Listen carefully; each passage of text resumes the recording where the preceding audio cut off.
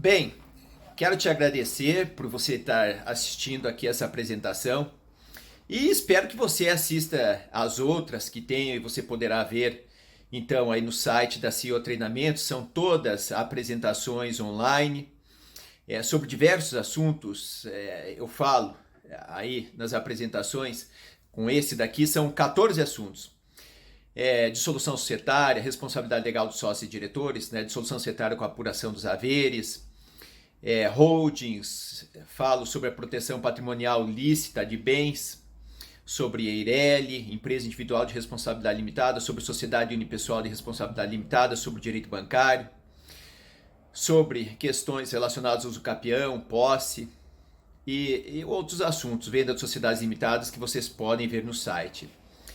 E espero que você esteja gostando. Se você também não estiver gostando, pode me falar do que você não está gostando, porque quando você me disser o que você não está gostando, eu irei refletir, eu irei pensar e eu buscarei melhorar. Porque eu acho que as críticas, quando elas são construtivas, elas são muito boas, porque eu, pelo menos, não me sinto dono da verdade. Então eu gosto de ouvir as outras pessoas,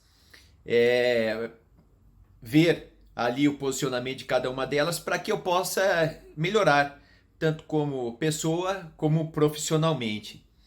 E né, não existe uma verdade, verdade é aquilo que está na nossa cabeça, e as informações que eu passo aqui para vocês, o que acontece? São informações que eu obtive da minha experiência prática de mais de 25 anos de advocacia, de ter tido a oportunidade de estudar nas mais renomadas, aí, entre as mais renomadas instituições de direito do mundo. Estudei na França, estudei na Itália, com professores fantásticos aí que são referenciais no mundo inteiro. E estudo a parte também da legislação de fora, da doutrina de fora, dos julgamentos.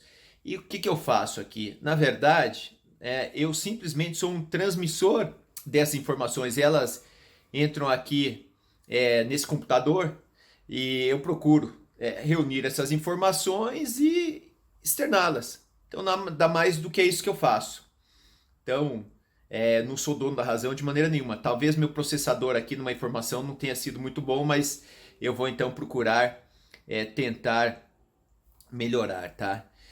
E é o conhecimento que eu tenho, que eu procuro compartilhar aqui com você, tá legal? E espero que você assista também as outras apresentações, como eu havia dito. Também, olha só, acompanhe, caso queira, nas mídias sociais, ali no Facebook, Robson Zanetti, né? No Facebook, no Instagram, no LinkedIn, no YouTube. Por quê? Eu tenho esses assuntos, mas lá eu diariamente eu divulgo bastante informação jurídica e também vídeos, sabe? Falando sobre determinados assuntos. Atualmente, no momento que eu faço a apresentação aqui, então eu estou falando atualmente, lá posto vídeos curtos relacionados à responsabilidade do administrador de empresas, tá? Depois do administrador, eu vou falar lá do seguro DO, Directors and Officers, seguro que visam aí proteger a responsabilidade patrimonial dos diretores e administradores. Daí falarei da questão da responsabilidade do sócio. Tem até treinamento específico na SEO, para quem já quiser ver, responsabilidade patrimonial dos sócios e diretores.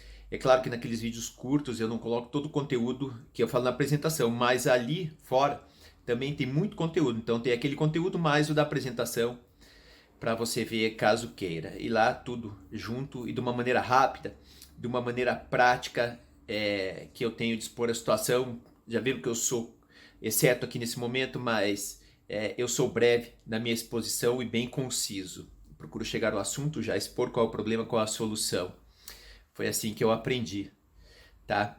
Então agora estou aqui começando a falar da aula 5 sobre a importância em se provar a alteração da possibilidade de pagamento, caso houvesse uma necessidade aqui, mas questão da possibilidade por causa do coronavírus, né? Deixando de lado outra situação aqui, que é da necessidade do alimentando o alimentado.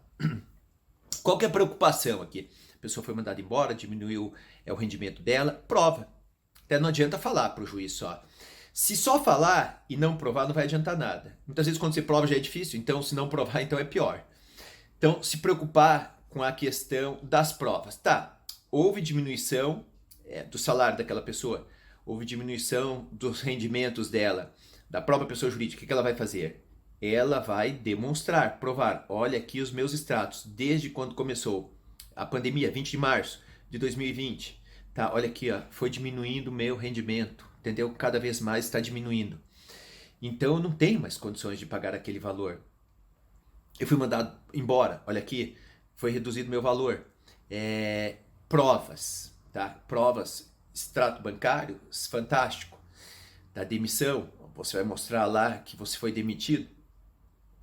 Ou seja, todos os documentos que você precisa mostrar para o juiz que você não tem mais aquela possibilidade de pagar aquele valor que você vinha pagando, tá bom? Então, entrou lá com a ação, com a demanda, foi lá, veja, faz de conta que tem uma ação de execução de alimentos. Esse teu pedido, não adianta você pensar, ele não vai suspender aquela, se tem um mandado de prisão, ele não vai suspender, se for com uma ação com mandado de prisão, cobrando os valores até as 3 últimas prestações vencidas e as vincendas, porque ele cobra as 3 últimas, até as 3 últimas que não foram pagas, e mais as que estão vencendo. Então, porque até a pessoa ser citada, até se defender, vão vencendo novas parcelas. Daí o juiz manda atualizar o cálculo, atualiza, toda hora, atualiza. O que acontece? E a pessoa não paga, aí vão correndo os valores. Então são as últimas, até as 3 últimas. Uma seria suficiente para pedir a prisão? Sim, uma seria. Mas são até 3, porque passou de 3, os tribunais entendem que daí não existe mais esta urgência da pessoa receber aqueles alimentos através do pedido que é feito de prisão do devedor dos alimentos, com base no artigo 528, parágrafo 3º do Código de Processo Civil. Então, uma situação é por causa de prisão, que eu disse até as 3 últimas parcelas vencidas e não pagas. Uma só bastaria? Bastaria. Como eu disse, então até 3. Tá, e as anteriores, né? As posteriores, até 3, daí 4, 5, 6 que foram se vencendo, são as vincendas e as vencidas, né? As vincendas que vão se vencendo aqui, as vencidas lá, essas todas continuam ali, né? Caso exista necessidade, a pessoa não pague com mandado de prisão. A pessoa vai presa hoje, né? Nesse momento do coronavírus, o regime é o domiciliário. O regime era fechado, agora houve essa flexibilização para todas as pessoas, evitar que todas as pessoas com 3 coronavírus lá na cadeia, então a prisão é domiciliar. Qual que é o prazo para prisão domiciliar? Até 90 dias, tá bom? Até 90 dias. Então, não adianta, como eu estava dizendo, a pessoa propor essa ação achando que vai suspender esta prisão, achando que vai suspender a execução, digamos, não pelas 3 últimas, pelas anteriores, essas 3 últimas, pela 4ª, 5ª, 6ª, que já estavam atrasadas lá, pelas demais parcelas, estão sobre um outro rito daí, sobre o rito do processo de expropriação de bens, de execução, de penhora de bens, né? O que vai acontecer lá com aquela situação? Vão continuar, o processo vai continuar correndo, não será suspenso aquele processo.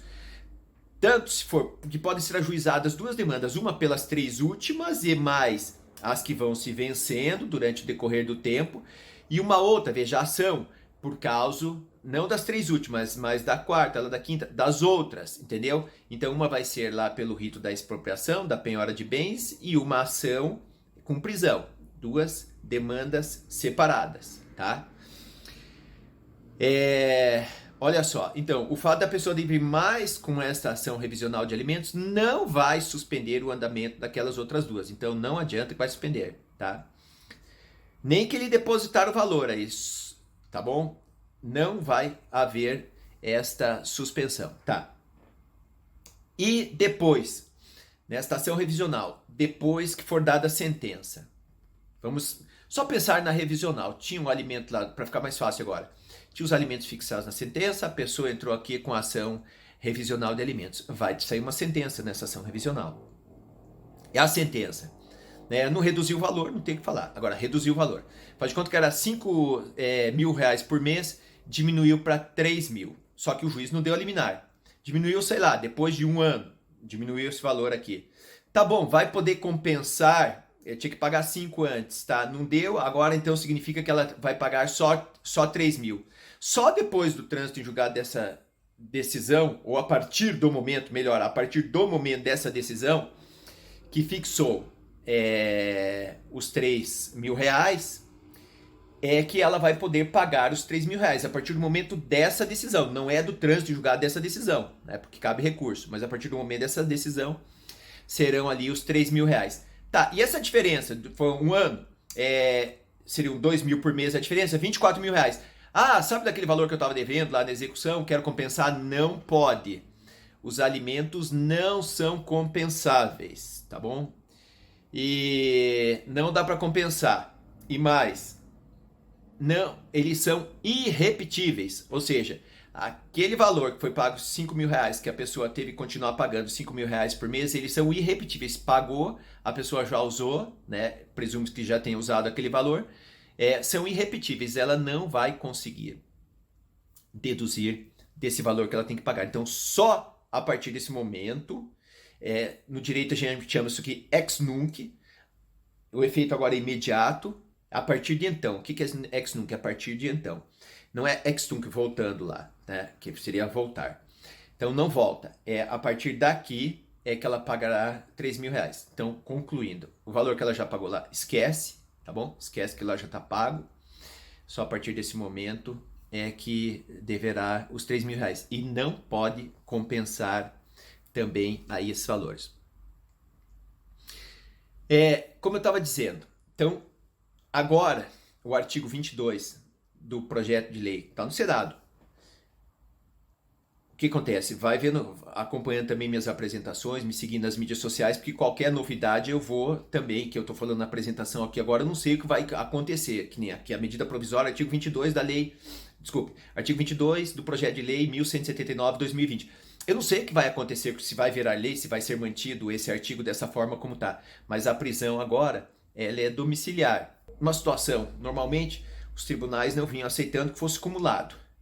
Vamos imaginar que tem um pedido de prisão. Agora, prisão é domiciliar. E só que tá bom, a pessoa lá vai ficar devendo, como eu disse, até as 3 últimas. Então tá devendo, vamos imaginar, R$1.000 o valor da parcela, 3 mil reais. Para entender mais facilmente. E as vincendas, então tá bom, ele vai lá ficar em casa, na boa, né? Não vai pagar os alimentos, tá em casa, até 90 dias no prazo de prisão, então tá lá, são 6 meses, já deve 6 mil reais, tá? Eu posso acumular os 2 ritos, agora o de prisão com execução? O meu entendimento é que sim, pode ser acumulado, porque para mim não tem lógica, a pessoa em casa, lá tranquila, não tendo que pagar os alimentos e ainda ficar sofrendo o processo, esperar esse prazo de 90 dias da prisão, porque não poderia acumular não poderiam ser cumuláveis os ritos, esperando ela cumprir aquele período da prisão, para daí você transformar aquilo num pedido de expropriação de bens através de uma demanda de execução? Para mim, não. Então, como esse regime agora a pessoa vai para casa, prisão domiciliar, o que vai acontecer? Se ela vai para casa, né, então eu posso acumular esses 2 ritos, o de prisão com a expropriação de bens. E esta regime domiciliar da prisão, ele veio de uma recomendação, a de número 62/2020, do Conselho Nacional de Justiça, tá? Então, é uma determinação do CNJ durante este período da pandemia. Tá bom, mas e depois do período da pandemia? Eu vou poder cumular os ritos? Olha, a jurisprudência vem entendendo, pelo menos até esse momento, de uma maneira ali majoritária, porque vinha decidindo assim, que não pode, tá? Não pode. Eu, sinceramente, não é o meu entendimento, tá bom? Eu acho que seriam 2 mecanismos para forçar a pessoa a pagar, mas é meu entendimento. Pode encontrar decisões nesse sentido? Pode. Aí dos tribunais, como é meu entendimento para esse momento que a prisão é domiciliar. Porque o fato, para mim, da pessoa lá ser presa com o fato de ser penhorado o bem dela, pensa, ela vai ficar até 90 dias, o bem lá para levar a penhora, para levar a leilão, vai demorar muito mais tempo do que isso. Entendeu? Então, para mim, não tem lógica. Deveria poder ser absolutamente possível a acumulação dos dois ritos. Tá? Meu entendimento aí para essa questão.